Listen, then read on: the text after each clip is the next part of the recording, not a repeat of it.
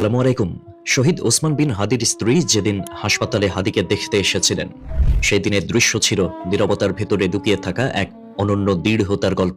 গাড়ি থামার আগেই সবকিছু ঠিক করে নেওয়া হয়েছিল।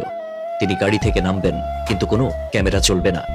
মিডিয়ার সব ক্যামেরা তখন বন্ধ, কোনো ফ্ল্যাশ, কোনো লেন্স, কোনো শব্দ নয়। আবার যখন তিনি ফিরে যাওয়ার জন্য গাড়িতে উঠবেন, তখনও একই নির্দেশ, ক্যামেরা বন্ধ। ক্যামেরাম্যানরা সেই অনুরোধ বিনা বাক্য বয়ে মেনে নিয়েছেন, কারণ সবাই বুঝেছিল এখানে খবরের চেয়েও বড় কিছু আছে।